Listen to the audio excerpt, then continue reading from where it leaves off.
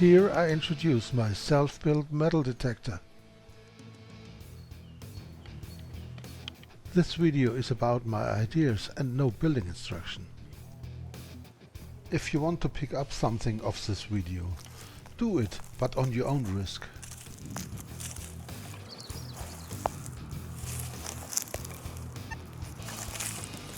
I think of an adjustment device for a finished coil.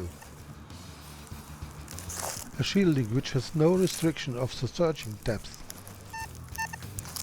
A very compact vacuum thermoforming device, and much more.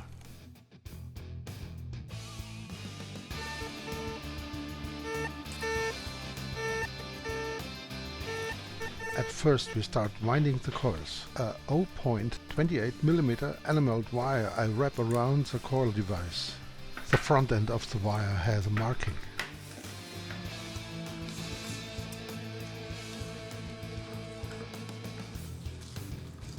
Of course, the end must be labeled too.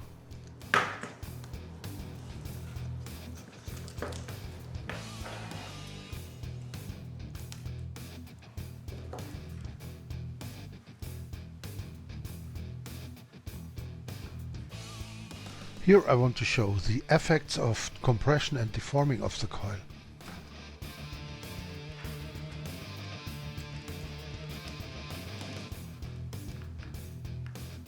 The readings are millihenry.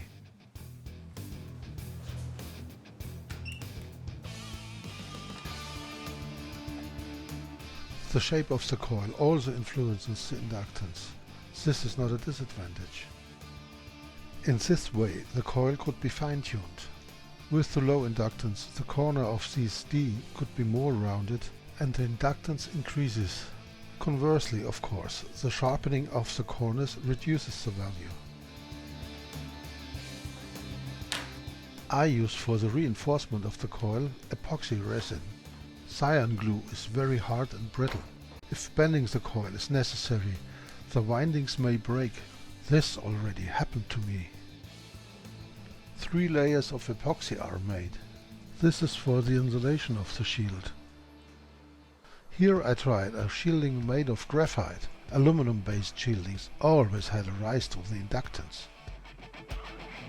So it also affects the alternating magnetic field between the coils. My guess was that it dampens the sensitivity of the coil, but I am not completely sure. This shielding needs a good insulation against the coil. That's what the 3 layers of epoxy are here for. The graphite layer has the characteristics that it increases in its resistance per centimeter to 1.5 kiloohm.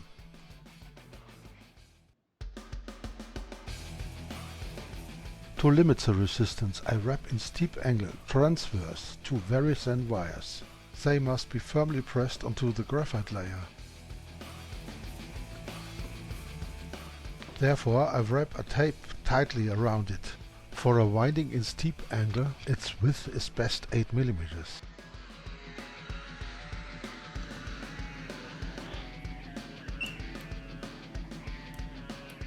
Well, the inductance had not changed.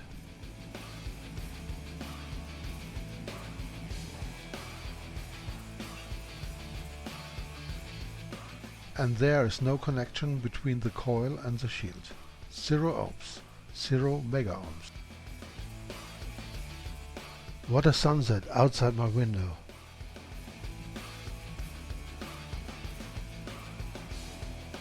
At this point a casing for the coils get necessary. You can buy it or build it yourself. Here I show how I made it. Most important is a frame for the vacuum. This is often built way too large. That is not really necessary. 2 plates, a strip of wood as an air gap and holes on the top, and I'm set. Oh, I forgot the vacuum cleaner connector. The necessary amount of extracted air fits easily through the holes on the top and through the space beneath. To build a model is much easier than it seems. Ordinary wood like spruce is cut with a jigsaw. It will be rough grinded and shaped with body filler. The effort of building your own coil housing pays off. because every further step is much easier. In addition, other parts can be produced too. In this way I built my armrest with the battery compartment. Between the two ears is always a fold. This I pressed flat with a block of wood.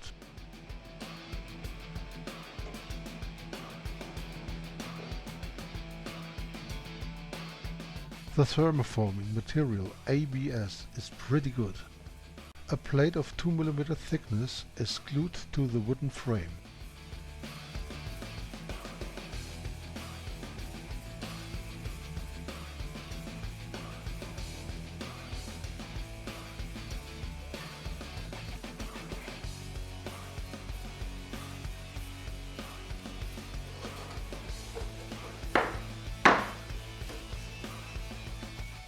And here I go. The vacuum cleaner is set to a maximum power and connected to the thermoforming unit. The oven will be controlled at 200 degrees Celsius. But stop here, safety first. Hands must be protected with heat-resistant safety gloves. Breathing must be protected with a good suction.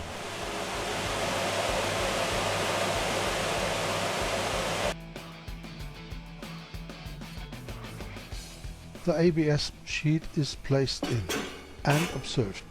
Heating the plate duration 4 to 5 minutes. For an even heating the plate must be turned around sometimes. The preheating is finished when it feels like rubber. She starts to sag about 4 centimeters. Now follow quick steps. Vacuum cleaner on. Oven open. Press the plate onto the thermoforming device and quick the fold flatten.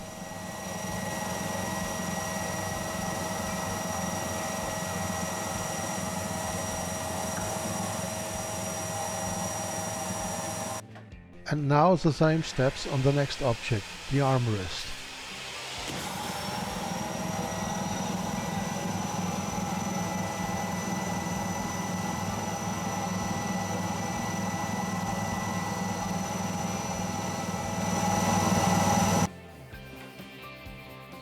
Here I show different results. This particular example was much too hot. The surface makes bubbles and wrinkles. The next both got a little too hot, but they are okay.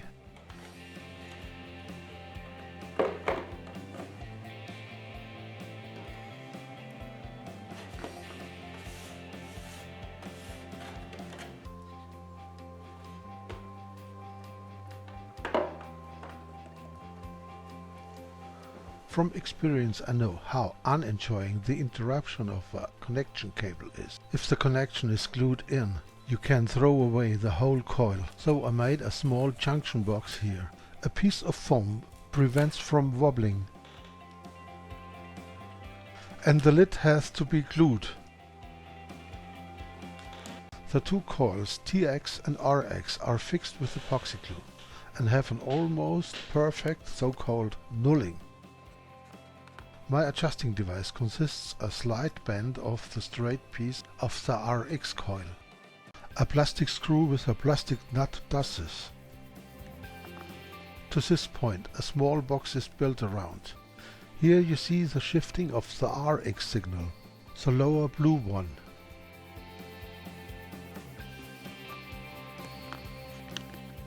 The yellow upper one is the TX as a reference.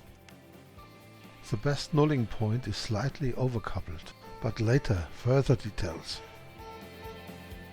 Before pouring out, one must be absolutely sure that this oblong box and screw nut are dense, because here no resin should come into. The pouring out of the coil cover in the usual way, without such an adjusting device, became always a problem to me. I confirm that because I have never experienced that after pouring the so-called nulling has matched.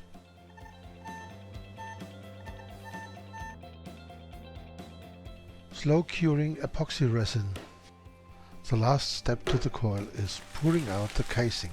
To save thumb weight, I use so-called microballoons, tiny hollow glass spheres.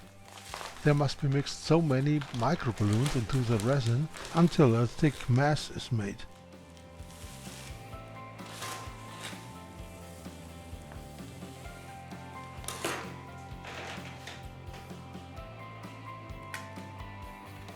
On this remnant you can see the characteristics.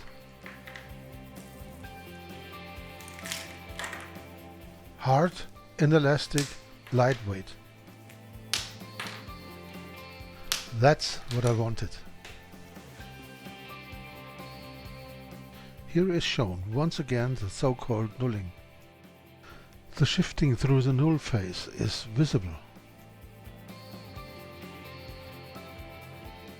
Rx is not at the absolute minimum, but very close, a little bit overcoupled.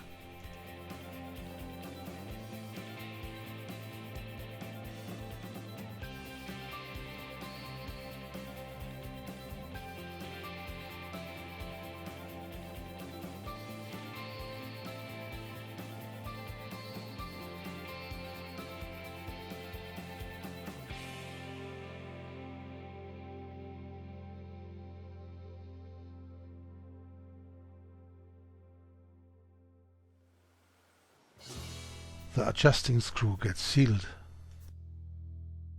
The weight difference is not so impressive.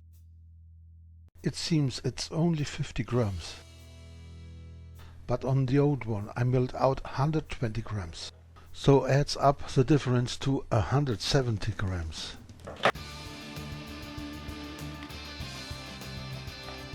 That's the whole electronics. On the top of the housing is the user manual. On the front end are all buttons, connectors and switches. There is socket 12 volt DC, on-off switch and pilot light. The volume control. The speaker. Jack for the headphones.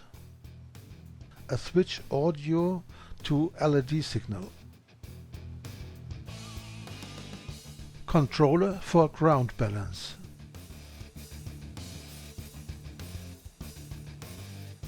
Switch for ferrous metal discrimination. Regulator for discrimination of gold, silver, brass, bronze to aluminum. The two-tone switch. High tone for not discriminated metals and low tone for discriminated metals.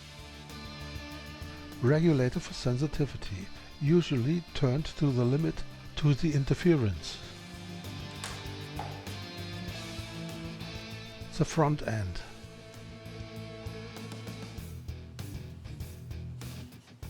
Plug for the coil.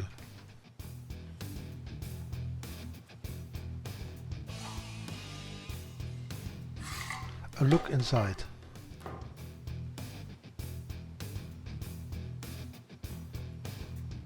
To get so flat, I used for the large electrolytic capacitors smaller one by 16 volt SMT shape. The large 8 volt regulator I swept off the flag and tipped him. The both integrated circuits LM308 were not easily to get shut. I replaced them with the OP07. And finally the two-tone board.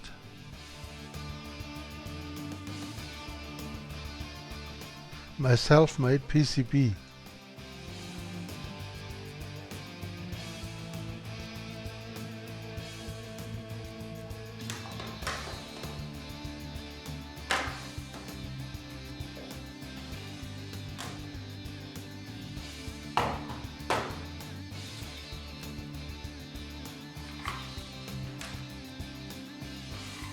Sometimes I build things twice.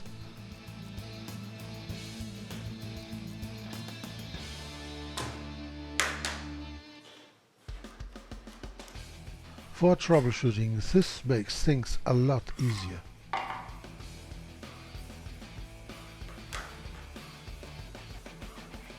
I guess Snowflake becomes vegetarian.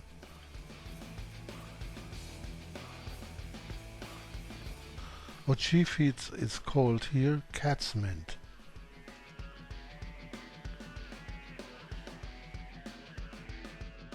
Nevertheless, the PCB production is well known and often shown.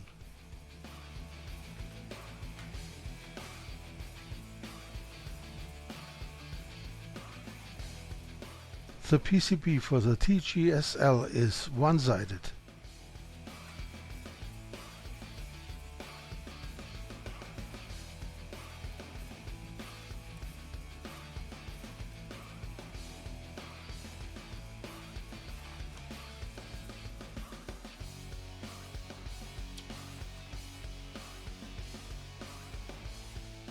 The film is 3 times printed to be light tight.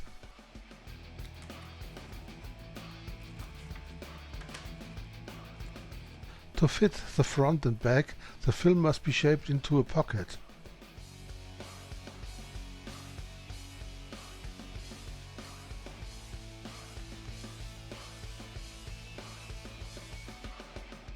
The top contains the bridges and the component plan. Both sides of the PCB are positive photo-coated. That's my UV exposure unit. And his complete inner workings are out of a UV nail dryer for €15.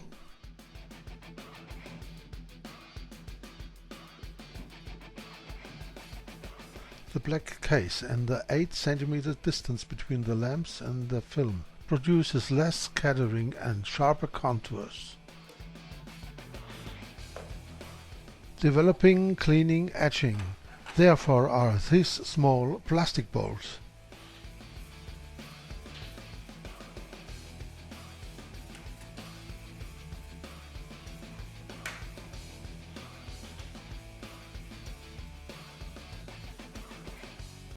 When developing and etching, I support some less advanced areas with a sponge.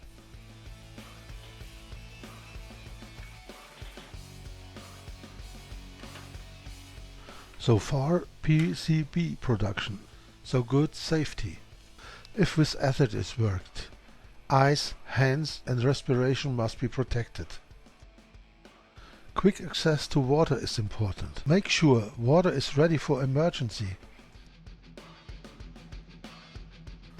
The eyes have to be protected with protective goggles. The hands have to be protected with acid protection gloves. The workplace must be aired.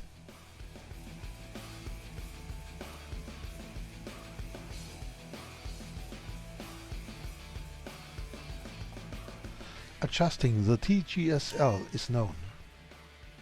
A piece of ferrite is swung across the coil and the ground balance slider rotated to the right until the signal falls silent.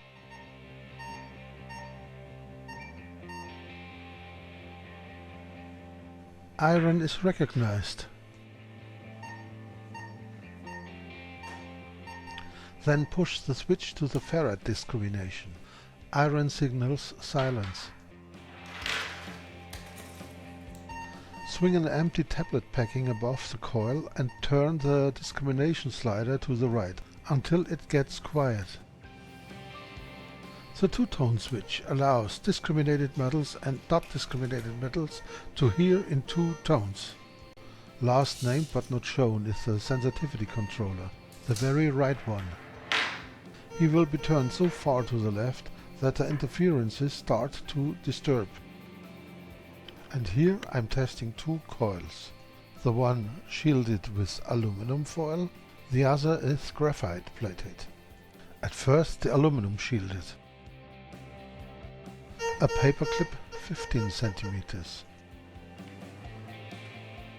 €1 just 25 centimeters. Screw 25 centimeters. A tiny pure gold coin 20 centimeters. An empty tablet package 55 centimeters. Aluminum foil 55 cm. Now the graphite shielded coil.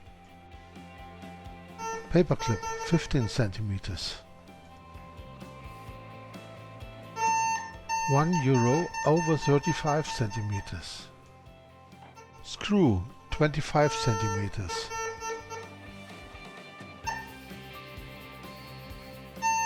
Small pure gold coin 35 cm. Empty tablet package 70 cm. The piece of aluminum foil 70 cm.